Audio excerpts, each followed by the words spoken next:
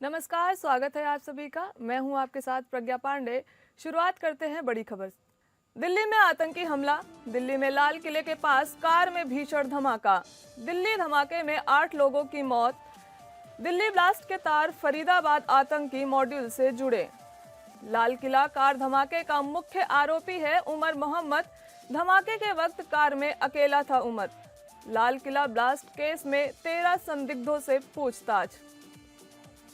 फरीदाबाद में मिले 2900 किलो विस्फोटक की जांच अभी चल रही थी कि सोमवार शाम देश की राजधानी दिल्ली एक भीषण धमाके से दहल उठी। सोमवार को दिल्ली में लाल किले के पास एक कार में भीषण धमाका हुआ। धमाका इतना तेज था कि आसपास की कई गाड़ियों के परखच्चे उड़ गए। दिल्ली में लाल किला मेट्रो स्टेशन के बाहर हुआ धमाका आतंकी हमला था। इस हमले में अब तक 8 लोगों की मौत हो चुकी है और 20 लोग घायल हैं। जांच एजेंसियों के अनुसार कार में विस्फोटक लगाया गया था और धमाका किया गया। एजेंसियों के अनुसार ये आत्मघाती हमला था। अब तक की जांच में सामने आया है कि दिल्ली लाल किला ब्लास्ट के तार फरीदाबाद आतंकी मॉड्यूल से जुड़े हुए थे। पुलिस घटनास्थल से बरामद कार में मिले शव का डीएनए टेस्ट करवाएगी ताकि ये पुष्टि की जा सके कि कार में सवार शख्स डॉक्टर उमर मोहम्मद ही है या नहीं। खुफिया एजेंसियों को शक है कि i20 कार में डॉक्टर उमर मोहम्मद सवार था। इस शख्स की एक सीसीटीवी तस्वीर मिली है जिसमें वह काले रंग की मास्क पहने हुए है।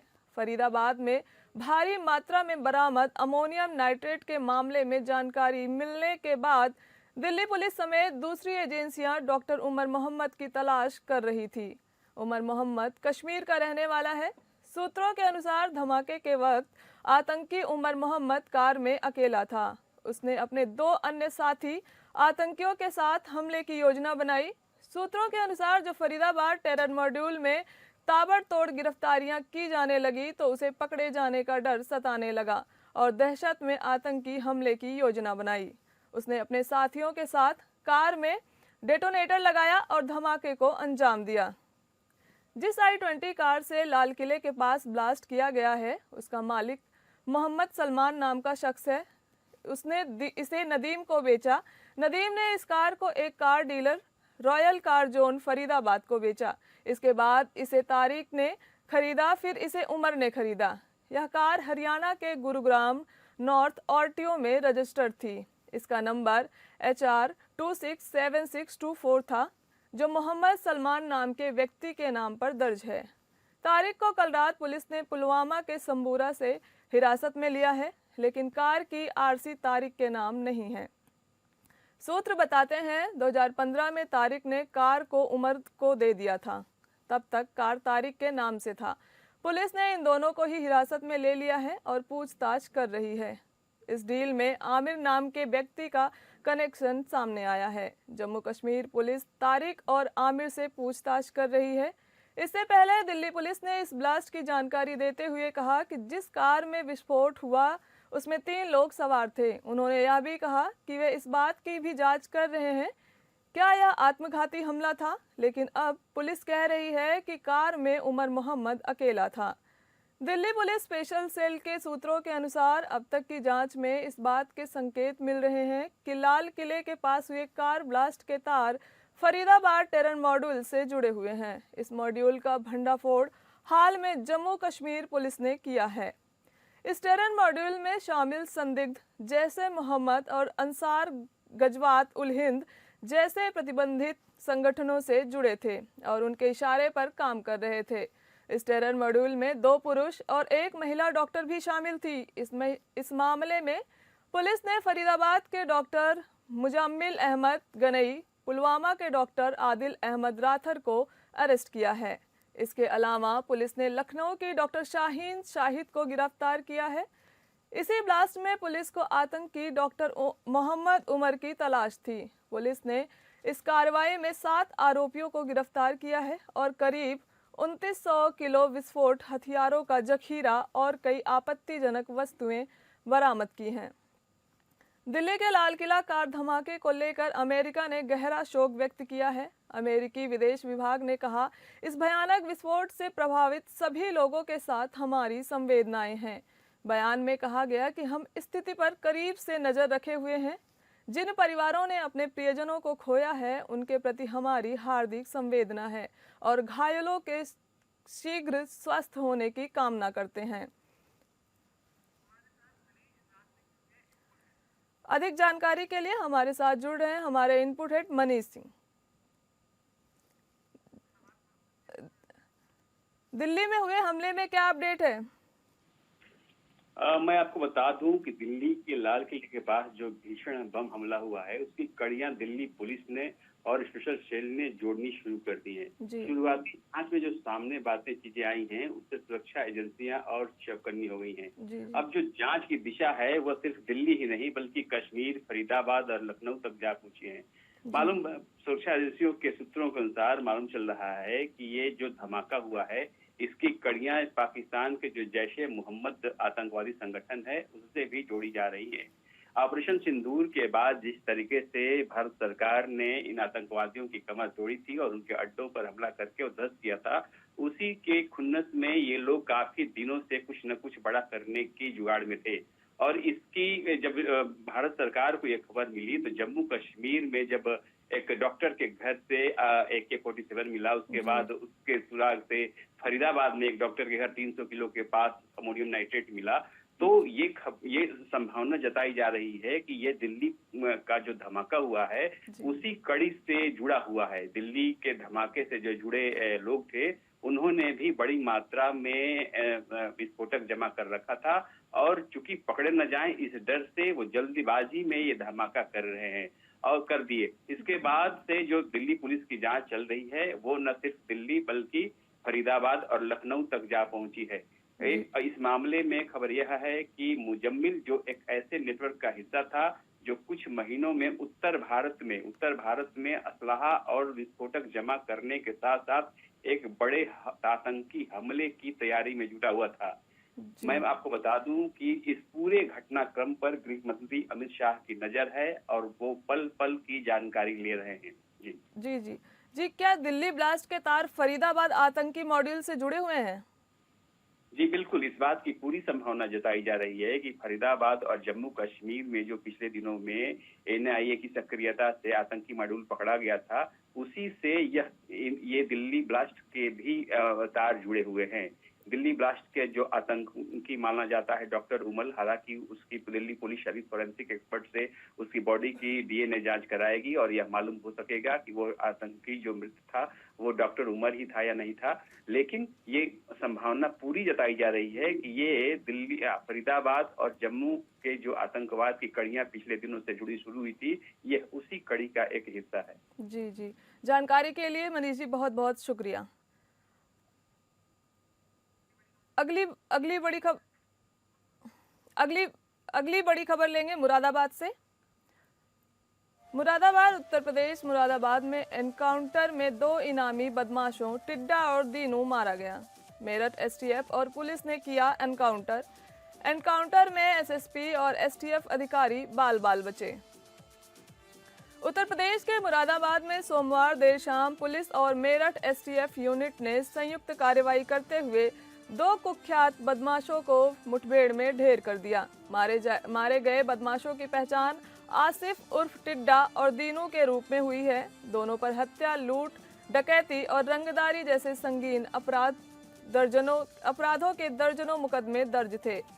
मुठभेड़ भोजपुर थाना क्षेत्र के गोट रेलवे स्टेशन के पास हुई, जहां पुलिस टीम ने दोनों को घेर लिया। जवाबी फायरिंग के दौरान दोनों बदमाशों को गोली लगी, जिन्हें अस्पताल ले जाया गया, लेकिन डॉक्टरों ने मृत घोषित कर दिया। मुठभेड़ के दौरान SSP सतपाल अंतिल और मेरठ STF के SP की बुलेट प्रूफ जैकेट में गोली धंस गई, जिससे दोनों अधिकारी बाल बचे। घटनास्थल से पुलिस ने कार्बाइन 30 बोर, 3 पिस्टल, 32 बोर और भारी मात्रा में जिंदा कारतूस बरामद किए हैं। मेरठ के रसीद नगर का रहने वाला आसिफ उर्फ टिड्डा मूल रूप से ग्राम कलछीना, थाना भोजपुर का निवासी था। 8वीं तक पढ़ाई के बाद उसने कम उम्र में ही अपराध की राह पकड़ ली और अपना गिरोह बना लिया। उसके खिलाफ मेरठ, मुजफ्फरनगर, हापुड़, बुलंदशहर, अलीगढ़, मुरादाबाद, सहारनपुर, उत्तराखंड, दिल्ली और हरियाणा में 65 से अधिक मुकदमे दर्ज थे। टिड्डा कई सनसनीखेज वारदातों में शामिल रहा। टिड्डा ने हरियाणा में 40 लाख की डकैती डाली, जिसमें उसे सजा भी हो चुकी थी, लेकिन वह फरार चल रहा था। उसने मुरादाबाद के एक कारोबारी से 1 करोड़ की रंगदारी मांगी थी। उस पर हत्या, लूट और डकैती जैसे 65 मुकदमे दर्ज थे। वह 1 लाख का इनामी था, जबकि दीनू पर 50,000 का इनाम था। उस पर 35 मुकदमे थे।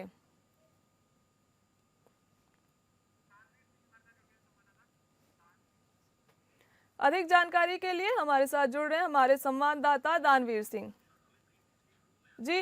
ये इनकाउंटर कब और कैसे हुआ?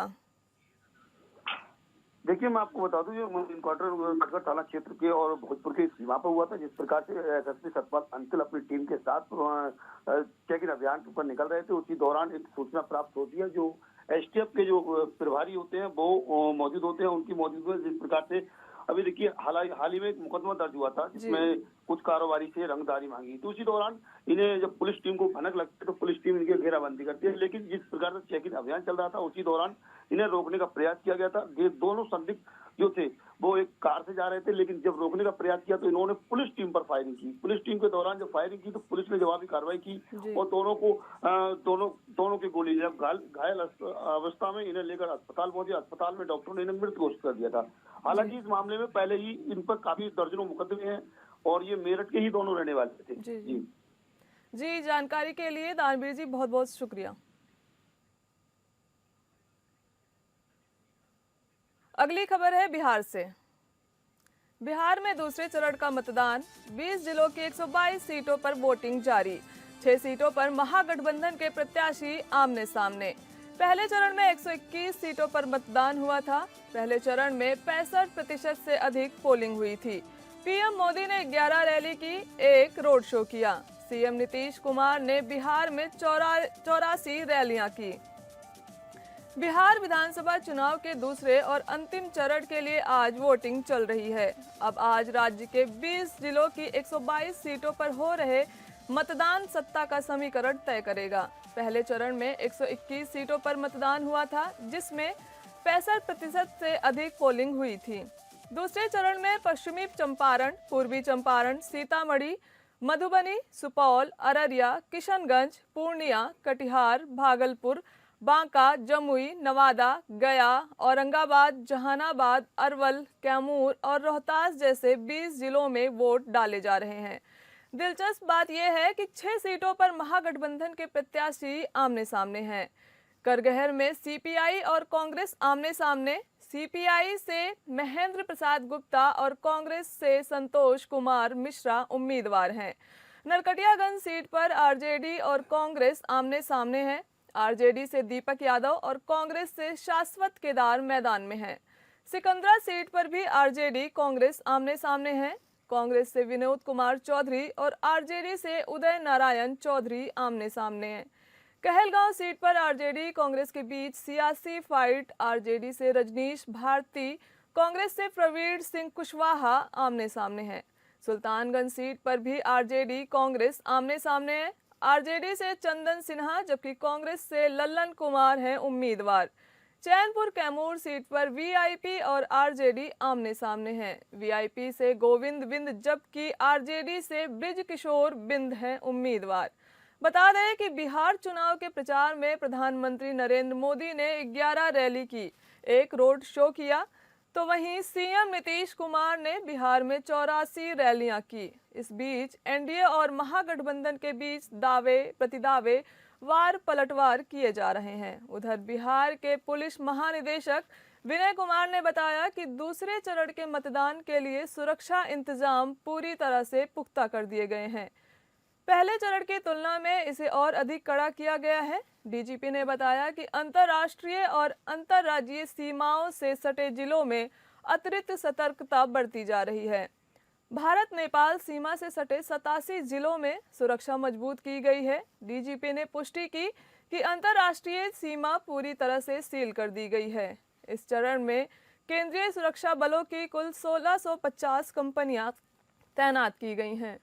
साथ ही राज्य पुलिस बल की अतिरिक्त टुकड़ियां भी तैनात हैं, ताकि प्रत्येक मतदान केंद्र पर शांतिपूर्ण मतदान सुनिश्चित किया जा सके।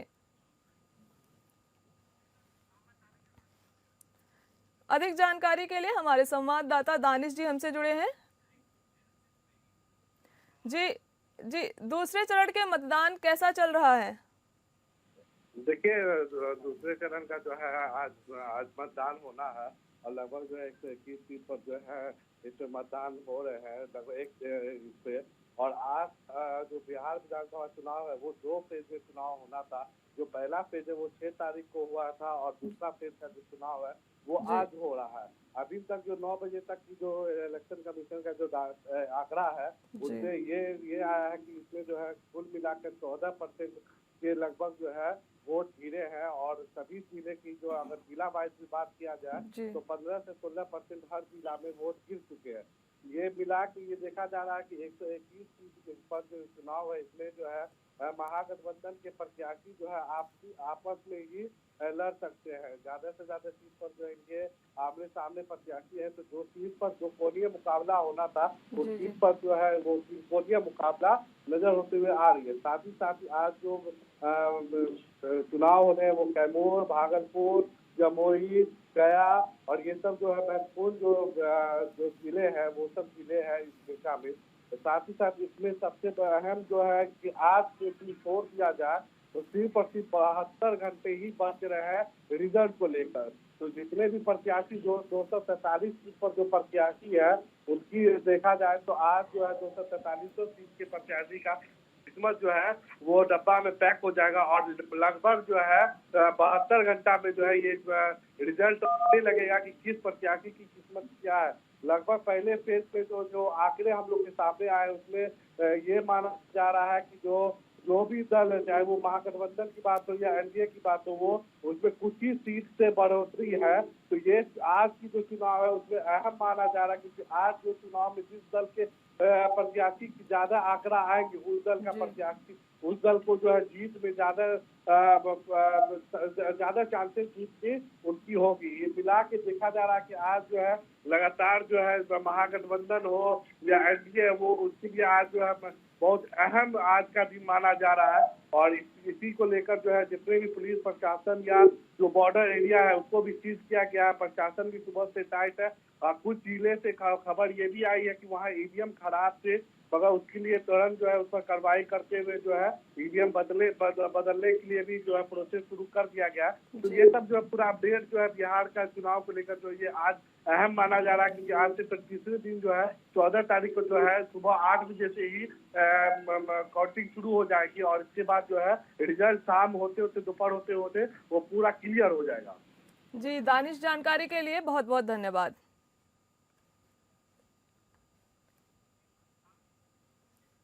अगली बड़ी खबर लेंगे रांची से।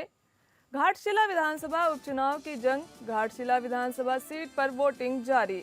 बीजेपी जेएमएस के लिए प्रतिष्ठा की सीट बनी घाटशिला। बीजेपी से चंपई सोरेन के पुत्र बाबूलाल सोरेन चुनाव मैदान में। झामुमो ने सोमेश चंद्र सोरेन पर भरोसा जताया। घाटशिला उपचुनाव में साख की जंग, झामुमो और भाजपा ने झोंकी पूरी ताकत।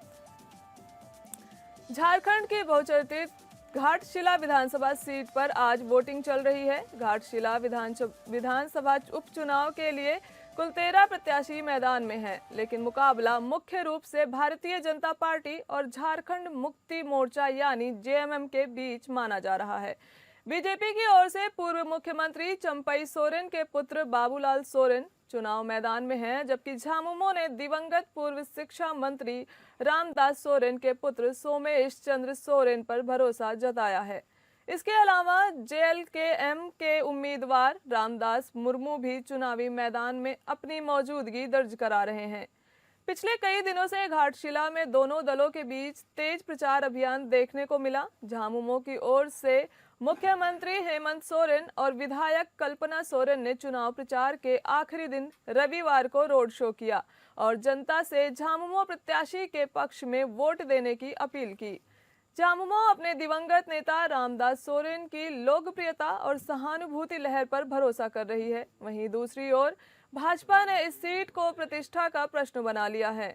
पार्टी के बड़े नेता घाटशिला में लगातार डेरा डाले हुए हैं। इनमें पूर्व मुख्यमंत्री रघुवर दास, प्रदेश कार्यकारी अध्यक्ष आदित्य साहू, बंगाल के नेता शुभेंदु अधिकारी, केंद्रीय मंत्री शिवराज सिंह चौहान, प्रदेश अध्यक्ष बाबूलाल मरांडी समेत कई दिग्गज शामिल हैं। यहां तक कि उड़ीसा के मुख्यमंत्री ने भी प्रचार अभियान में भाग लिया। खुद चंपई सोरेन भी गांव-गांव जाकर अपने पुत्र के लिए समर्थन मांगा। राजनीतिक विश्लेषकों के अनुसार यह उपचुनाव सत्ता पक्ष और विपक्ष दोनों के लिए प्रतिष्ठा का विषय बन गया है। घाटशिला सीट पर मुकाबला बेहद रोमांचक और कांटेदार है। जनता किसे चुनेगी, इसका फैसला आज चल रहे मतदान के बाद ही होगा। फिलहाल दोनों दलों ने जीत सुनिश्चित करने के लिए पूरी ताकत झोंक दी है।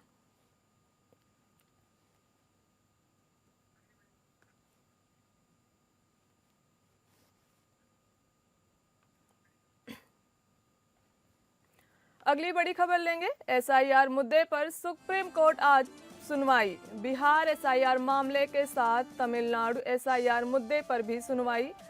तमिलनाडु में एसआईआर कराए जाने के फैसले को डीएमके ने चुनौती दी है। पश्चिम बंगाल कांग्रेस और टीएमसी की याचिका पर भी सुनवाई।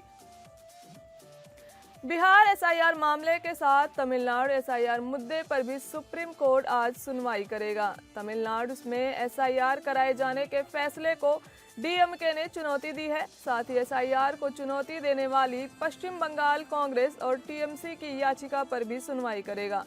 पिछली सुनवाई के दौरान बिहार एसआईआर मामले में याचिकाकर्ताओं की तरफ से लगाए गए आरोपों पर चुनाव आयोग से हलफनामा दाखिल करने को कहा गया था।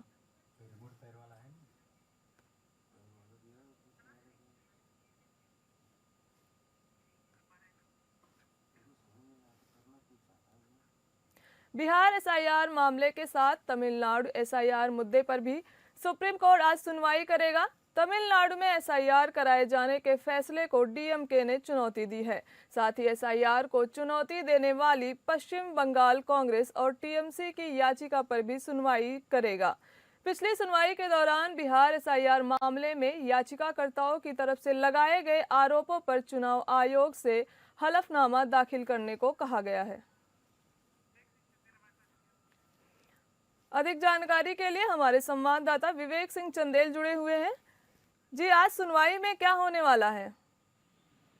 दरअसल जो एफआईआर को लेकर याचिका बिहार की तरफ से दाखिल की गई थी, उसमें डीएमके ने भी याचिका दाखिल की और पश्चिम बंगाल की तरफ से जो पश्चिम बंगाल कांग्रेस है, उसने भी सुप्रीम कोर्ट में याचिका दाखिल की और कल इस मामले को मेंशन किया था और ये कहा था कि जो बिहार एफआईआर पे आज के लिए सुनवाई तय है, यानी कि जो आज सुनवाई होने वाली है उस याचिका के साथ टीएमसी की याचिका की भी सुनवाई कर ली जाए। क्योंकि जो एसआईआर को लेके बिहार में जब एसआईआर शुरू किया गया था, उसको लेके सुप्रीम कोर्ट में याचिका दाखिल की गई थी, तो सुप्रीम कोर्ट ने इस मामले में जो याचिकाकर्ता हैं उनकी तरफ से एसआईआर कराए जाने पे जो रोक लगाने की मांग की थी, उसको सुप्रीम कोर्ट ने सिरे से खारिज कर दिया था और ये कहा था कि जो प्रोसेस है उस पर हम रोक नहीं लगा सकते, क्योंकि ये चुनाव आयोग का अपना काम है, लेकिन जो उसमें लीगल इश्यूज हो सकते हैं और जो चीजें हो सकती हैं उस पर हम जरूर विचार कर सकते हैं। इसी आधार पर सुप्रीम कोर्ट इस मामले पर विचार कर रहा था और जब इस मामले पर लगातार सुनवाई चल रही थी तो इलेक्शन कमीशन ने बहुत स्पष्ट किया था कि अभी तो सिर्फ बिहार में है, हम पूरे देश में एफआईआर लागू करेंगे, क्योंकि इलेक्शन कमीशन ने बहुत स्पष्ट कहा था कि जो एफआईआर है उसका पर्पज ये है कि जो इन्फिल्ट्रेट करने वाले लोग हैं, जो भारत के नागरिक नहीं हैं, वो इलेक्शन में पार्ट न ले सकें और ये इलेक्शन कमीशन की जिम्मेदारी, इसके लिए एफआईआर कराना जरूरी है और हम एफआईआर कराएंगे।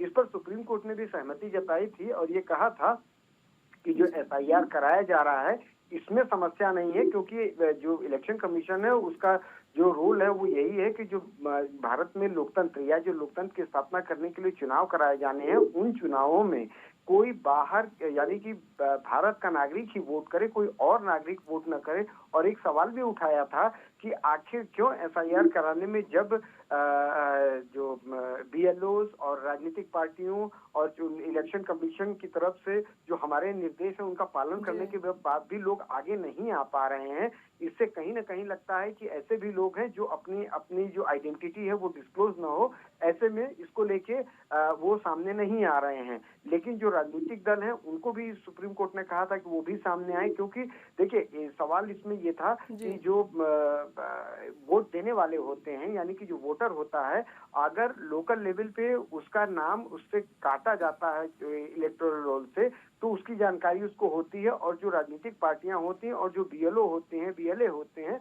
उनके तक इनकी पहुंच होती है और वो जाके अपनी अपील दाखिल कर सकते हैं। अपील दाखिल करने के बाद इनका नाम कटा है और ये भारत के वाकई में निवासी हैं, जो डॉक्यूमेंट्स दिए गए उन डॉक्यूमेंट्स के तहत वो अपना एनरोलमेंट करा सकते हैं। और यहाँ तक कि जब इलेक्शन का प्रोसेस स्टार्ट हो जाए उसके पहले तक इनके पास ये ऑप्शन रहता है कि वहाँ पे अपना एनरोलमेंट करा सकते हैं। ऐसे में कोई भी ऐसा व्यक्ति जो चुनाव में भाग लेना चाहता है उसको चुनाव से वोट डालने से वंचित न किया जाए, इसकी पूरी तैयारी सुप्रीम कोर्ट ने कई निर्देशों के साथ की थी।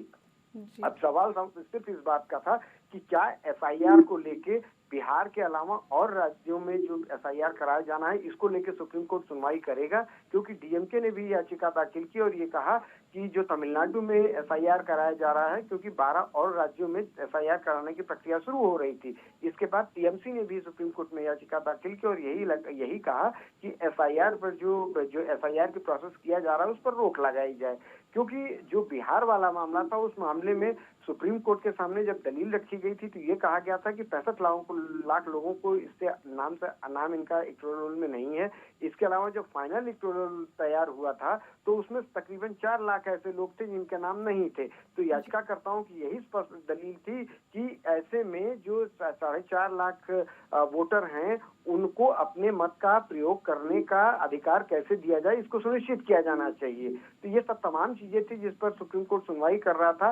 हालांकि आज भी इस मामले पर सुनवाई होनी तय है और इसके बाद ये तय होगा कि सुप्रीम कोर्ट क्या इसमें कोई दिशा निर्देश जारी करता है या नहीं। जी विवेक, जानकारी के लिए बहुत बहुत धन्यवाद।